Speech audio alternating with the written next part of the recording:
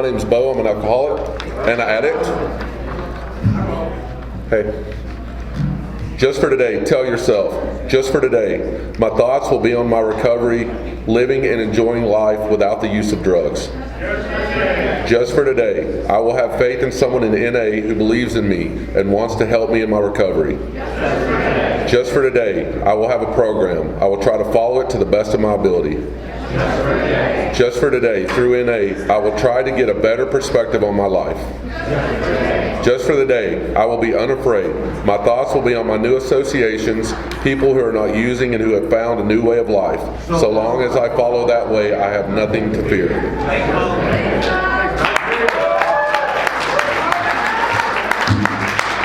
will someone come up and read the clarity statement?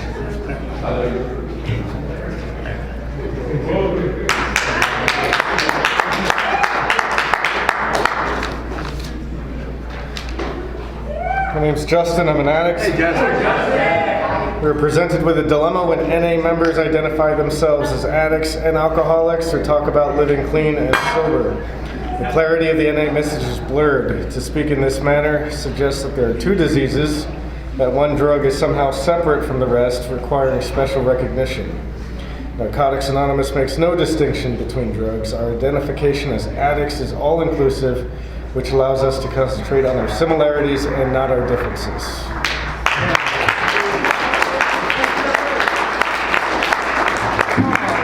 All right. And we have two speakers, and our first speaker is Charlie W. Hey, Charlie. I'll go this way. Hello, everyone. I'm Charlie. I'm a recovering addict. So today is acceptance is the key. Yeah, accept that stuff. I'm going to read you a little bit of something I found earlier and go from there. While in day-to-day life, people often use the word acceptance as a synonym for resignation, giving up, or approval, we mean exactly the opposite.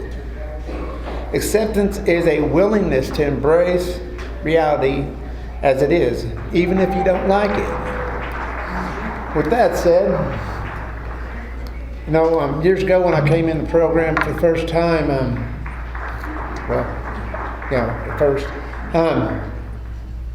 I didn't really understand acceptance,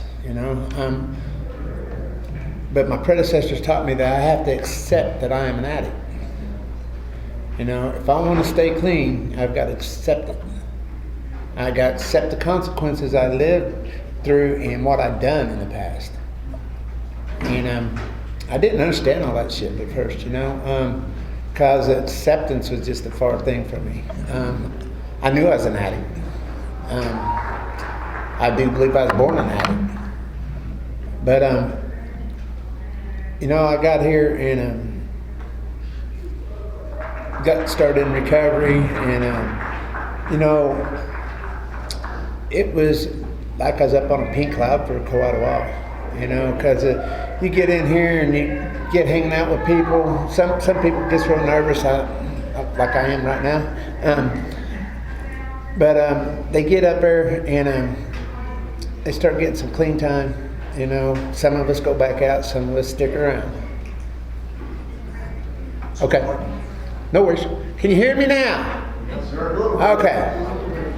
Dang it, now I got to speak up and everything. I got to accept this stuff too. Okay. Dang it. But whenever I first got here, like I said, I got in the rooms, and at that time in Southwest Missouri area, in Springfield, there's only like one meeting a day, and you'd see everybody at that meeting. It wasn't like there's 13 people over at this meeting and half a dozen over at this one. Everybody was there. And that was so cool because you got to meet everybody that's in our fellowship in that area. And you got to make that bond with them because of you see them at every meeting, And that was great. I thought there's only like 1 or 2 days a week that we had 2 meetings a day, maybe just 2 meetings, and but still we'd all just see each other at the meetings. And that was cool for me because that meant I got to get grounded with the people that's in recovery, and I get to know them. I had to accept my first hug from a guy. I about punched him in the face. Be honest, it's like, oh no, but they said hugs, not drugs. So, and I'm a huggiest son of a bitch you ever meet. Excuse my language. I remember the first time I come down here for convention, and it was a teachers convention too. And I was just hugging everybody, and they said, "What's these hugs for?" I'm like,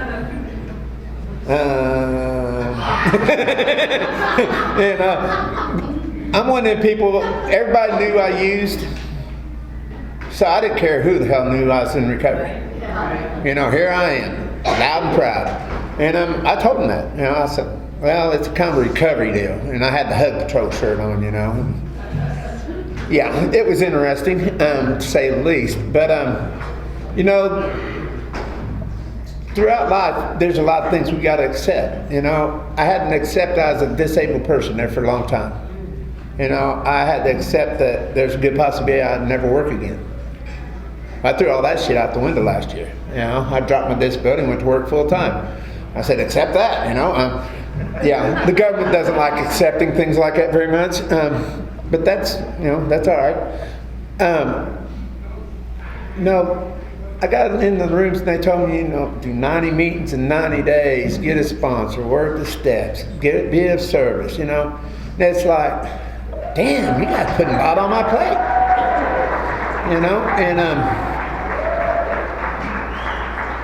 ain't that loud. But, they gave me that phone list. They said, here, call before you use. I said, hell, I ain't got a phone. At that time of day, these things wasn't around then. And I let my phone go because I had a roommate that ran my bill up, and then he moved out, and I was like, I ain't paying that bill, that ain't mine. Guess what? Yeah, it was. So my soon-to-be first sponsor, he said, you got $10? I said, well, yeah, I got a pocket full of money. He said, go get your roll of coins. He said, go up to the phone booth and put them in there and call down that list until someone answers. Not everybody wanted to answer the phone. And another one of them acceptance deals, It's like, damn it, people don't talk to me or what? It's what we would try to instill in newcomers. If you got that phone list and you're going down through there, don't stop at the first number just because someone don't answer. Go to the next one. If you got to go all the way down the damn list, someone's going to answer the phone sooner or later. It's like I tell everybody, if I see a number come up on here that I don't know, leave me a message. I'll call you back if it's important. Because, I don't answer those unknown numbers. But, I got in the rooms, I got into this fellowship, and I grabbed a hold of it with both hands. And I grabbed hold of it like I did my disease of addiction. When I was using, I did full force, balls to the wall. And that's what I had to do when I got here in recovery. I had to grab a hold of it and just dive in. By the grace of God, I have not ever had to change my clean date.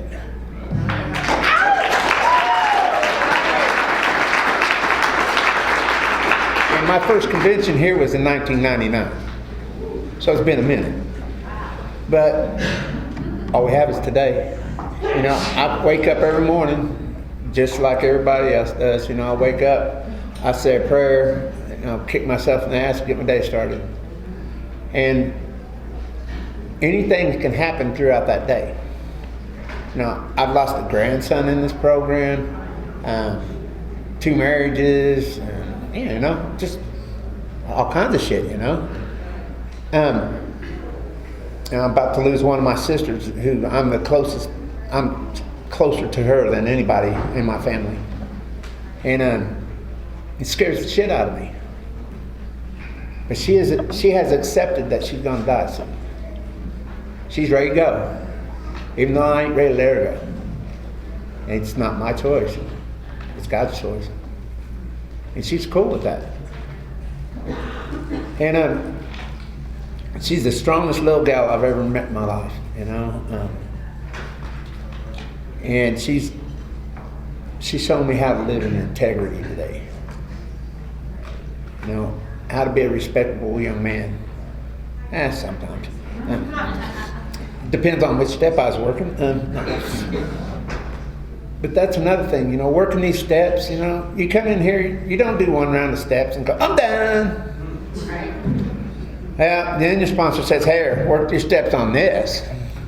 I've worked it on relationships, cigarettes, you know, whatever I need to, you know, and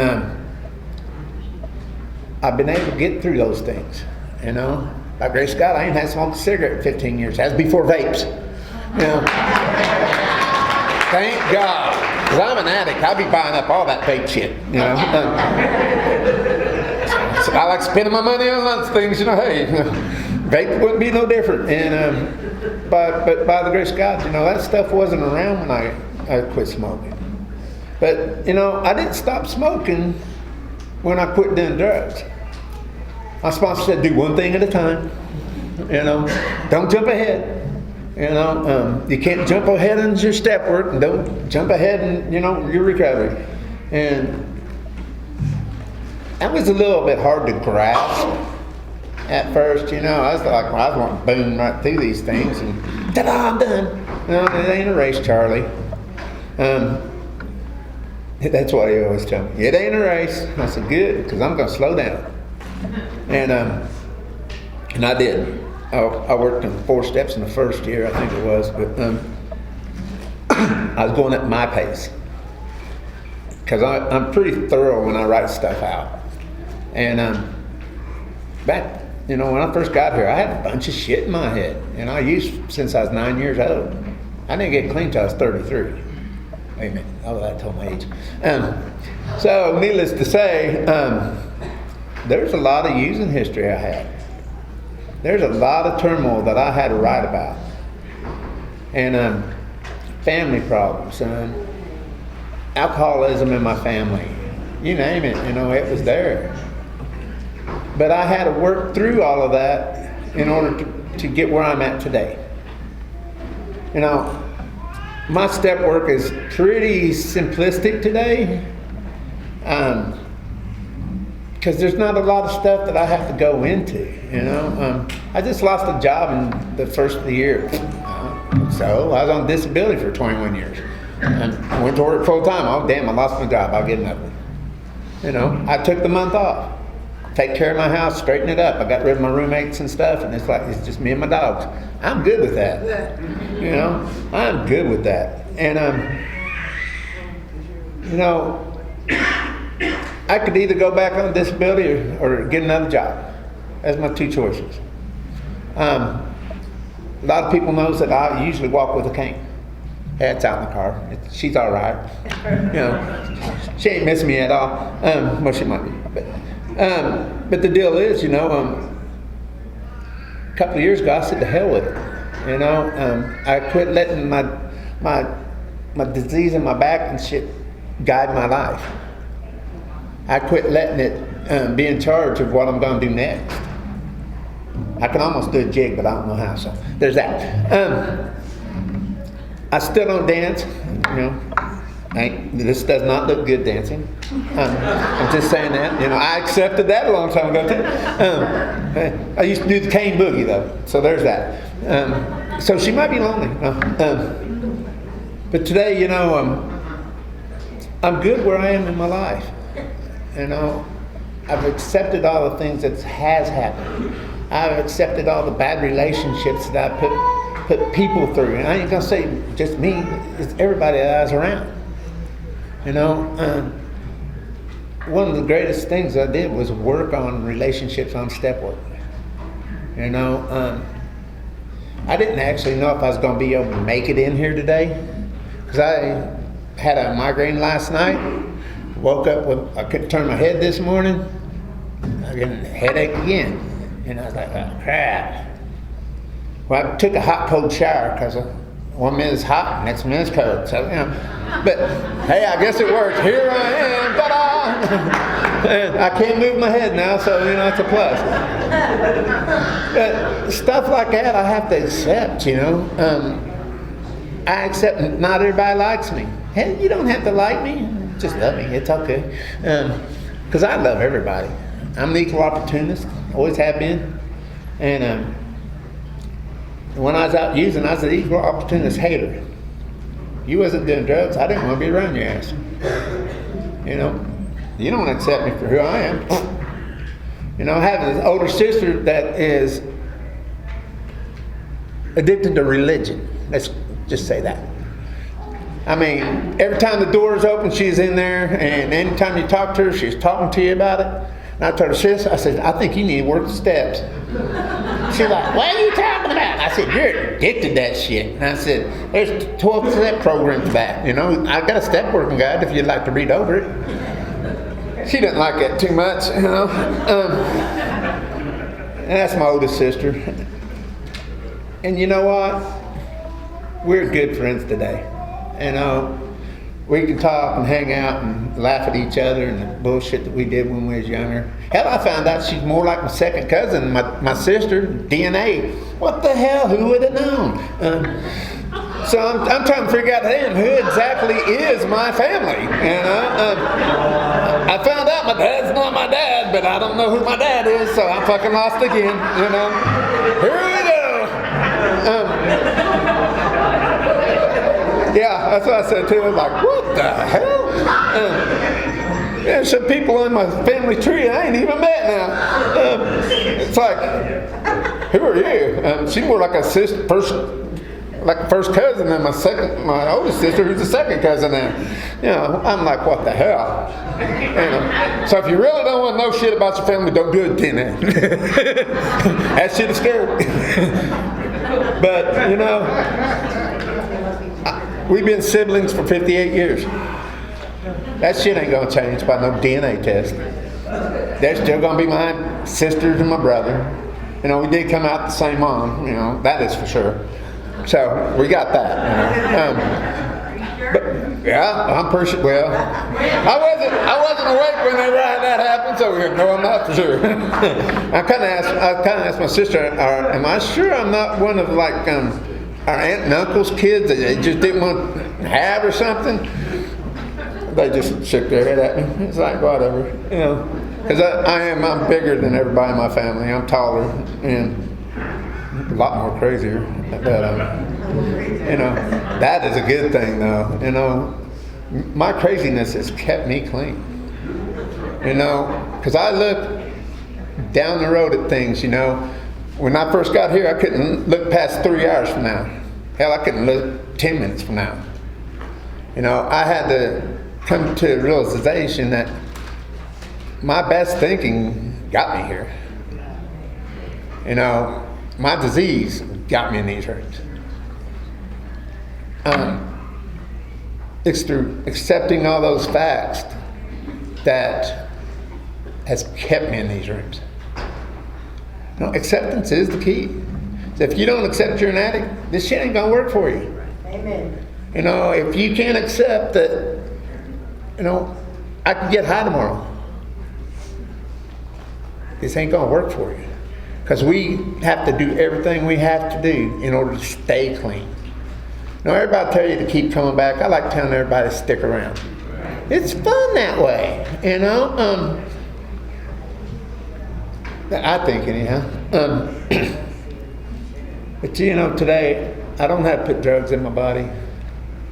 I don't have to live fraudulently. I don't have to intimidate people. I don't have to live up to their expectations. As long as I'm living up to my expectation and my higher power's expectation, life is good, I don't have to shine up anything for anybody. I'm one that take me as I am, tie-dye, and I'm fucking old hippie, but that's just how I roll. But, at the end of the day, and we haven't used, we're fucking miracles. This disease wants us to use no matter what. It wants us to be homeless, kidless, jobless, relationshipless. You know, I'm good with that one. Haven't been in one of them in a long time. Now, I think that's why my sanity's coming back. Oh, wait a minute, no. Except that shit, huh? But you know what? Life is good today. As long as I don't pick up and use. You know, I got all of you as family. You know, that's why I told my sisters and stuff whenever I first got clean. They said, like, you don't spend no time with us now. I was like, well, fuck, I didn't spend no time with you before because I was using. Except for my brother and one of my sisters I used with. But when I first got clean, it was all about this program. All about the people in the rooms of this program. It was picnics, campouts. You know, I've done crazy shit at all them. Imagine that. I get clean, I'm still crazy. You know, I still do crazy shit. Die for volleyballs and shit. This ain't a professional game, Charlie. It's like, oh, yeah. Well, I just go balls to the wall and everything, you know. And I did that on the softball team, you name it. And, you know, when my back went out for the, 100th time, I had these MRIs done on my back and stuff, and they come out and said I had a herniated and ruptured disc and degenerative disc disease, blah, blah, blah. And I was playing on a softball team. Well, I'm one of them people, if a ball gets close to me, I'm diving for it, you know. So they said, Charlie's got to do a tuck and roll every game. Well, the coach at that time, he's crazy and shit too. We used to sit in meetings and mess with everybody, get a couple in between us and hippie Marvin the Martian and shit, yeah. He hooked a chain around my ankle and he already had it hooked to the bench and he put a padlock on it. He said, you're not going to get your you ain't getting paralyzed on my watch. And that was the end of my softball. You know, I could hobble out there to the first base coach line. You know, that's it. And needless to say, I quit going to ball games because I kept trying to get in the game. And, you know, there's another one of them hard acceptance I had to do is, you know, I still got glove and everything at home. I keep it oiled up and shit. Thinking, one day I might go back out and play. Yeah, I'd like to, you know, maybe with my grandson, you know. But like I say, today is a blessing to be here and be able to share this with you. Thanks to the convention for asking me to do it. You know, we can't keep what we have unless we give it away. And I've been trying to give this stuff away to anybody and everybody that'll listen to me for 23 and a half years. How's that? Well, 24. But that's just what I do. You know, I don't care where I'm at, what job I have. Now, I just worked at a psych ward. You know, they said, how'd you get your job? I said, well, I come up here to admit myself, and they gave me the wrong paperwork. So, ta-da, here I am. And mind you, it was a senior adult psych ward, you know, at my age range. It's like, shit. But, you know, there's a lot of people that comes in that psych ward that's addicts. I've seen that at detox unit. You know, I used to work there too. And it's like, they see me now, shit. He ain't gonna put up with my shit. No, I ain't. You know? And I didn't have to a point. But, you know, if no one told you they love you unconditionally, I love each and every one of you. And thank you for being my family. And with that, I'll pass it.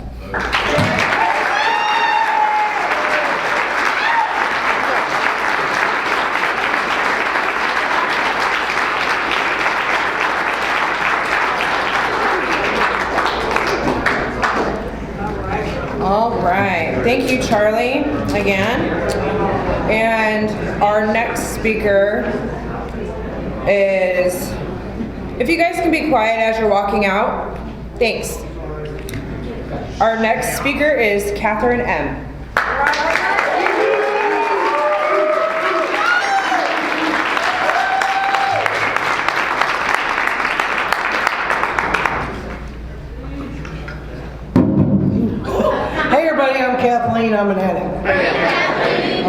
And the first thing I like to do is take a second so I don't freak out. So give me just a second.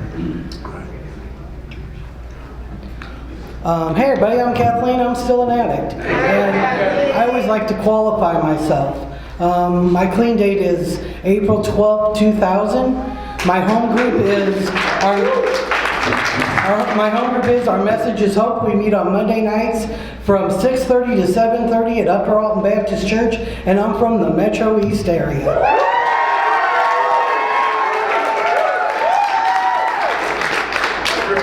Acceptance. The first thing I got to talk about is I think my higher power is pretty funny for giving me this topic. When I was texting with the guy and he gave me that, I just thought it was really hilarious. But anybody who knows me knows I have to go do research. You give me a topic and I go do research. It is who I am. I'm a teacher by trade. I can't help it. It is what I do.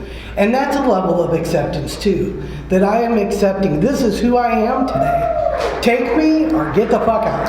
I'm sorry. I'm going to try not to cuss. Here's the deal with me. I work in an elementary school, so I don't cuss at all. But I walk in an NA meeting and the F word is just, woo! That's just who I am. Once again. Acceptance. Accept it. So acceptance of our addiction is something that goes beyond our conscious admission.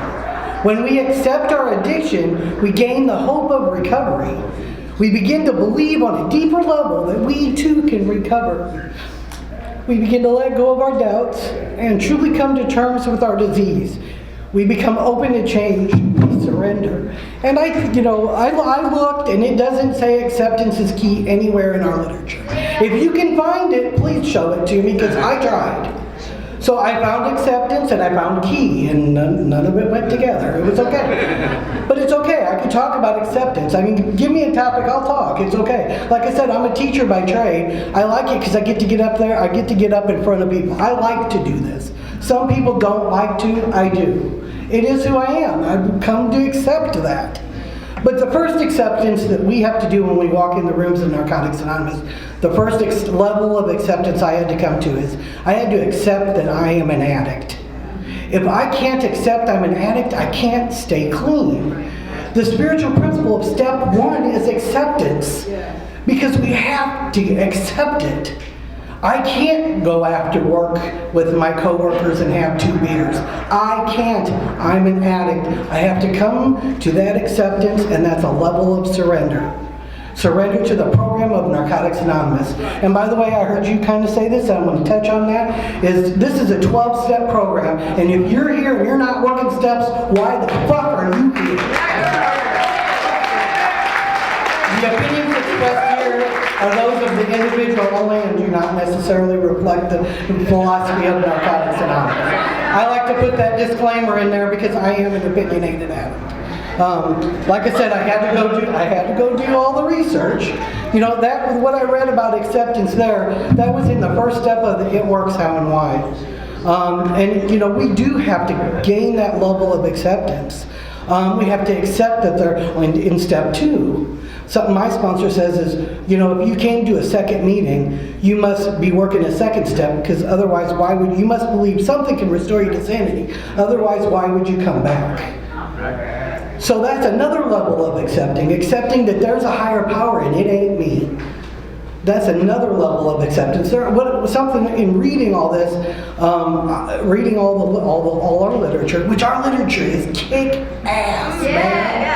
It just is. I love to read it. I get goosebumps. I mean, of the NA literature, there's probably only one book I really don't like. The rest of them, they're all really, really good. I love that It Works How and Why. Writes stuff down so well. I really like it. I was talking with my husband, when I was doing the research, I'm like, oh, listen to this is what I found. Oh, listen to this. And I'm like, oh, this is my favorite book. He's like, which one? The one you're reading? And I was like, oh, he's right. My favorite book is the NA book that I'm reading at the moment. So step 3, you gotta let go. You gotta let that higher power work in your life. If you don't let go, then that means you're in control and you're operating on self-will instead of God will. That's another level of acceptance. Ooh, then I came to the 4-step, and that's, I had to accept that I am who I am. I had to figure out who I was. Because when I was out using, I became whatever I thought you wanted me to be, so I could get whatever you had that I wanted. You know, whether it was in a romantic relationship or a relationship with another user, whatever it was, I became what I thought you wanted me to be. So when working that 4-step, I had to figure out what it was I really liked and what I didn't like. You know, and then it was okay for me to like something that other people don't.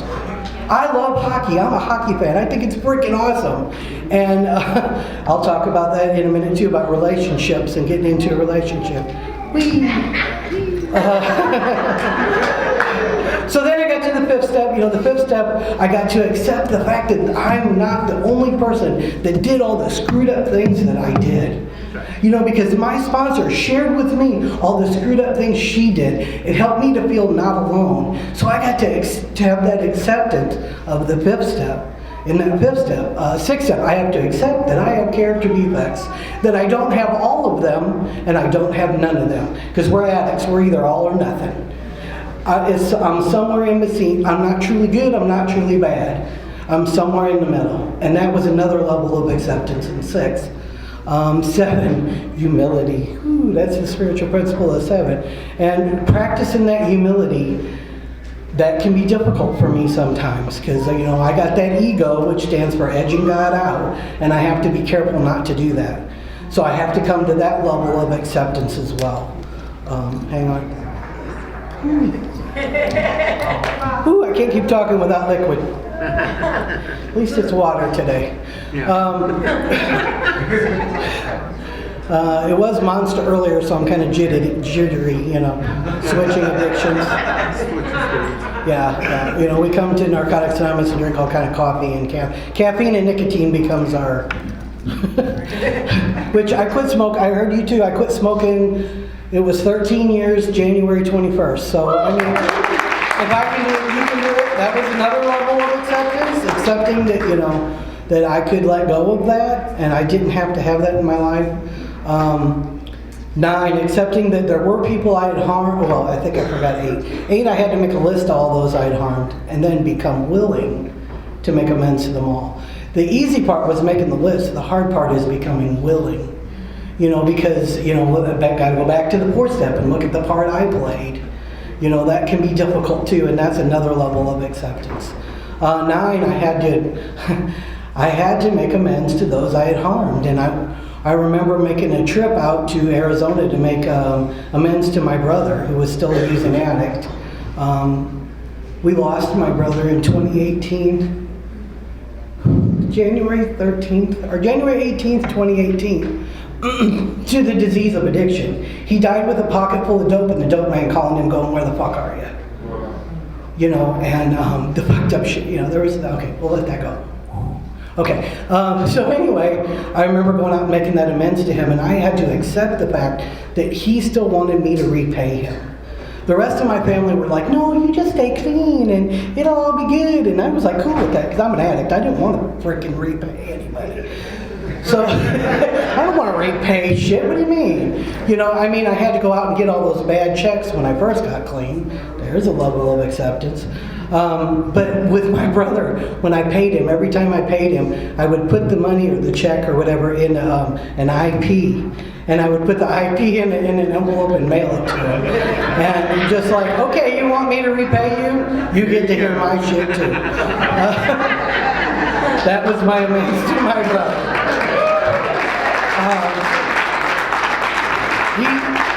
During that he called me a few times and, you know, he found, oh God, what was it, Methamphetamines Anonymous and Marijuana Anonymous. I didn't realize there were some of those out there.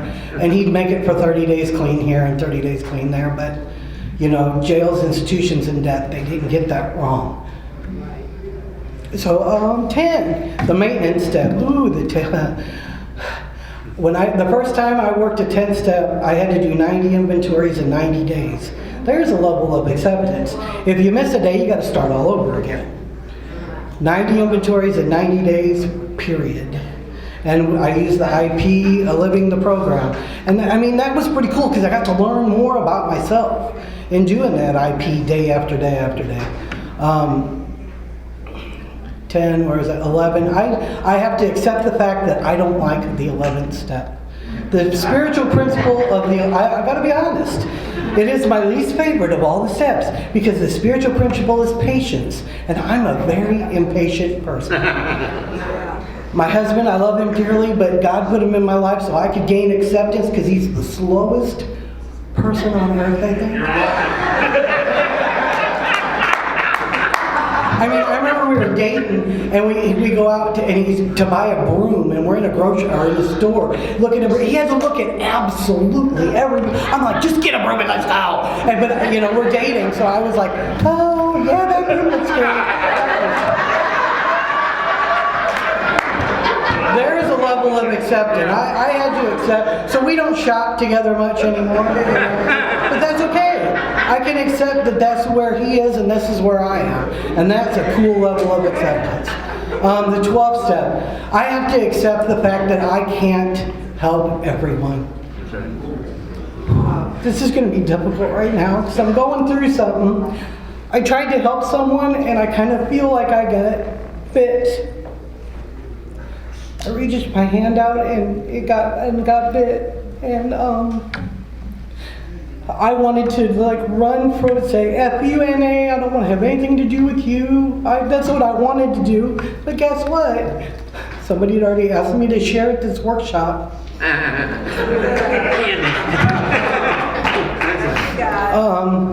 It makes me not want to help new people. But we have to. You know, and I share it all the time. I don't like to sponsor people. I can't stand it. But it says in the first step, we become willing to do whatever is necessary to stay clean, even the things we don't like doing. And I don't like to sponsor because people go back out and it hurts. And sometimes they come back and sometimes they don't. Once again, jails, institutions, and death, they didn't get it wrong. Okay, so there's that acceptance. Now, acceptance in a relationship. Because here's my story. I was on fire when I got here, and I did all these meetings, and I did all these steps, and I did all this step work, and they told me, oh, the 4 steps, 4 steps really hard. I hurried up and got through the 4th step, and I was working steps and trucking right along, got to step 7, and then I got in a relationship. Then I met a guy. Got into a relationship, and it took me till I had 5 years clean to get 12 steps worked. You know, that's what it is. Have to come to acceptance in that level too. But one thing that I remember having 11 months clean, and I followed the suggestion of don't make any major changes in the first year, like getting a relationship. I followed that suggestion. I think a lot of it was my higher power and not me. But I was able to follow it, and I remember having 11 months clean and asking, what do I do now? And they told me to write down a list of everything I wanted in the perfect mate. And that way when I got in a relationship, I could go down that list and I could see where they would measure up and where they didn't. Like where, I wanted somebody that liked hockey. I'm a hockey fan. I have somebody who doesn't like hockey. But in doing that, I had to look at that and I had to be willing to accept that he doesn't like hockey, and that's okay. He loves baseball, and I think it's the most boring thing on earth. I just don't even, I can't, I've tried, I went to games, but I buy him tickets and I say, here, take someone else. I don't have to go. I don't have to be there. It's okay for us to, because when I was using, that wouldn't have been the case. I would have warped myself into being whatever I thought you wanted me to be. So there's a level of acceptance. I can accept me.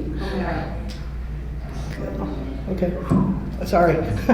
Through going all this research, a lot of the things it kept talking about, self-acceptance. That's what kept coming up again and again and again was self-acceptance. We have to accept who we are for what we are. And in Narcotics Anonymous, we accept you for who you are, not in spite of who you are. That's what it says in the basic text. So, you guys accept me. It's okay that my dentures don't fit anymore. and I'm seeing a specialist and they're not here, and my disease wants to tell me that's not okay, but I'll become accepting of it. And man, I got to go to the dentist the other day, and he was talking to me, and I'm like, look, I teach little kids. I need to learn how to pronounce TH and F. I need teeth, man. And I'm like, can you help me? I'm like, can you help me? He's like, well, it depends on what your expectations are. I was, and I said, well, here's what I want. I want to be able to say TH and F, because it's hard when you're teaching a kid to read. Yeah, right. Okay, so he's just like, I think we can help you. And that was freaking hope, man. I got some hope. It's going to take, and it's going to take a while. And he explained to me it's a process. So I have to come to acceptance of that. It's a process, but hey, I'm going to get there, and I'm real grateful for that today. I got to read some of the stuff I found because it's just so cool. Sorry. It is, once again, it is who I am.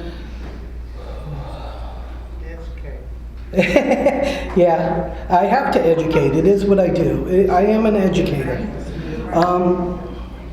Okay, I already read that one. Let's go to as addicts, we have trouble with acceptance, which is critical to our recovery. When we refuse to practice acceptance, we are in effect still denying our faith in a higher power. Worrying is a lack of faith. And I read that, and I read it last night, and I was laying in bed and I was just struggling to fall asleep. I don't know if it was my mind was swimming with, what are you going to say today? Anybody who spoke knows that all that stuff goes through your head. And, will I sound perfect? Will I sound horrible? Will I, it just is what it is. And my husband was still awake, and I was just like, I just read, worrying is a lack of faith. So it's just like letting go of that stuff sometimes can be super difficult. That one was from the basic text. Now, my sponsor calls the Living Clean the Yellow Pages. She says it's the NH Yellow Pages. Because it doesn't matter what's going on in your life, man. You can go there and you look, and there it is. And now some of you are too young to know what Yellow Pages are. Sorry, I'm showing my age. But Yellow Pages are like when there used to be phone books. And like the Yellow Pages are like you looked up, like you needed somebody to mow your grass, and that's where you went to. Well, that's what the Just for Today or the Living Clean is, man. It's the Yellow Pages. Because you got something going on in a relationship, there's a whole section on that.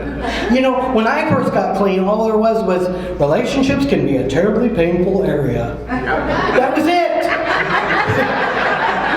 And it's kind of like you're kind of like, duh. Okay, what else? Now what? So I was so grateful when they came out with it. It's got stuff that we're all going through. Death, dying, and aging. Our fellowship is getting old. We're retiring. We're getting old. It's got death, dying, and aging in there. It's like the Yellow Pages. It really is. I love that. I love our literature. They keep coming out with more good stuff. The Spiritual Principle a Day. I read that every day.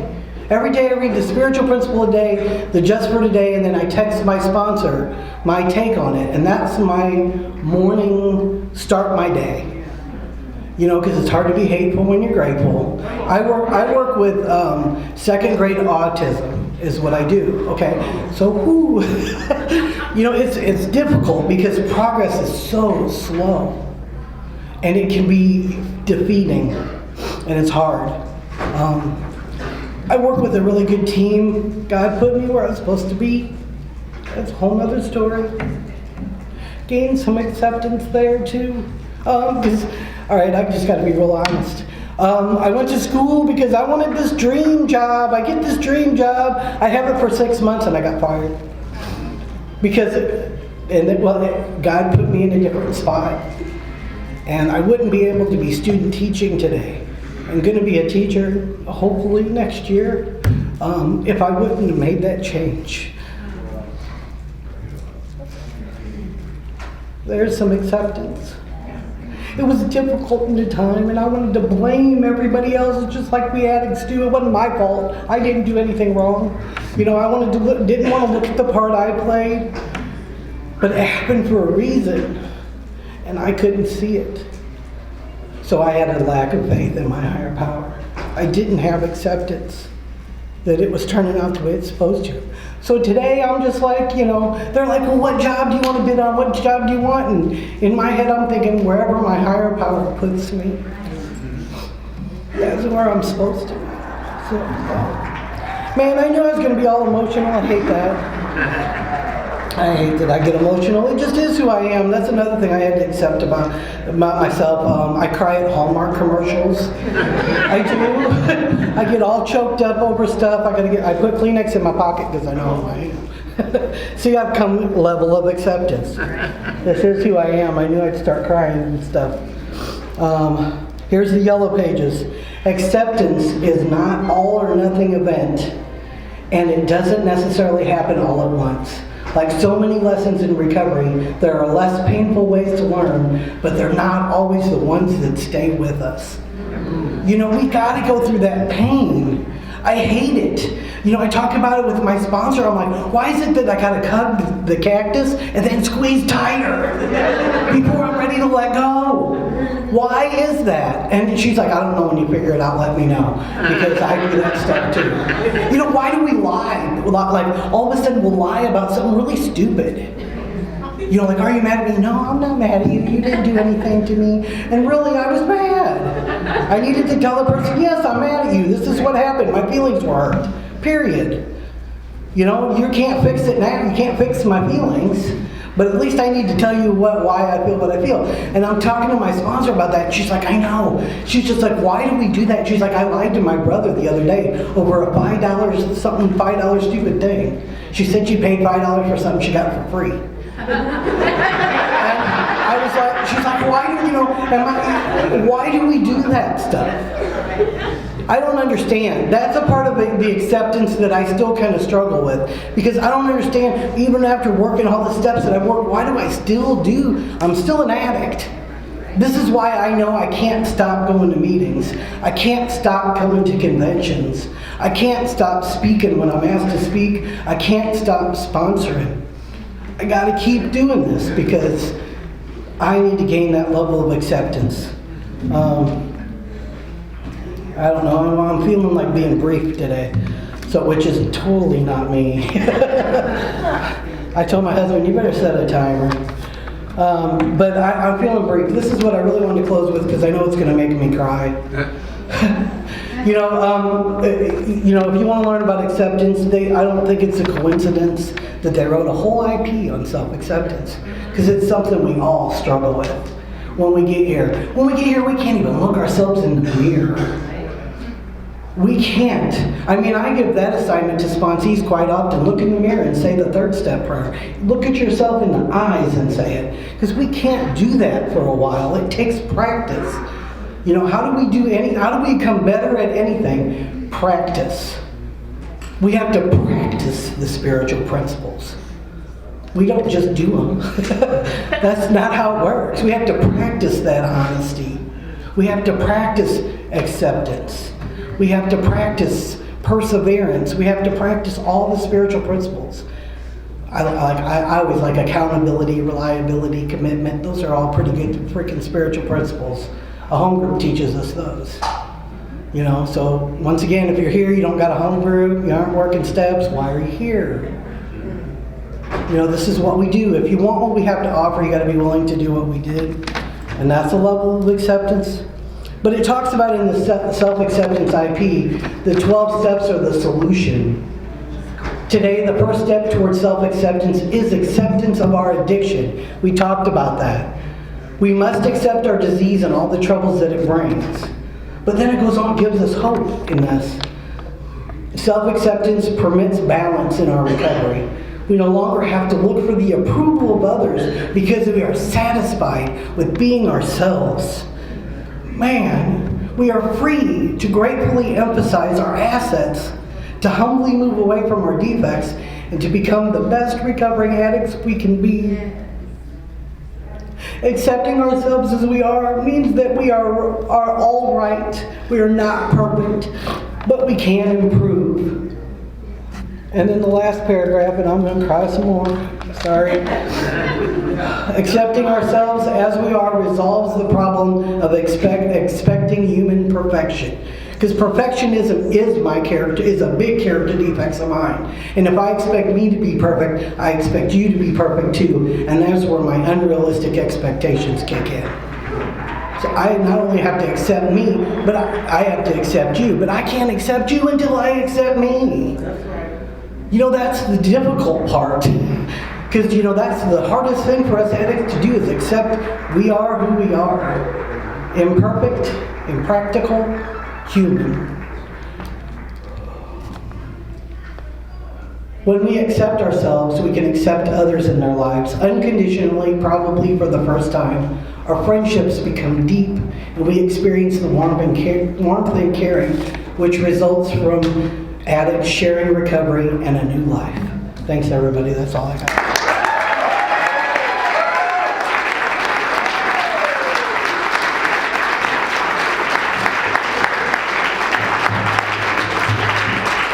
Okay. Thank you for sharing, and we will circle up and close.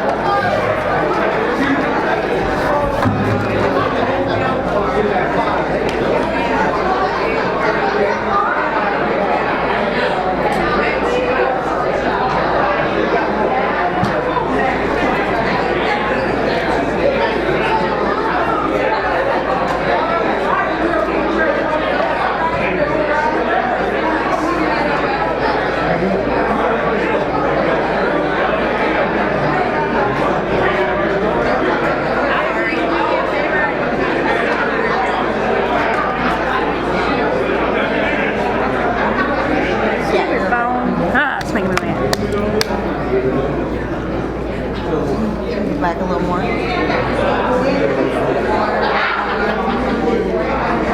Hi, I'm Kenny. I'm an addict. It's all circle up, and after this, we're going to close with the third step prayer.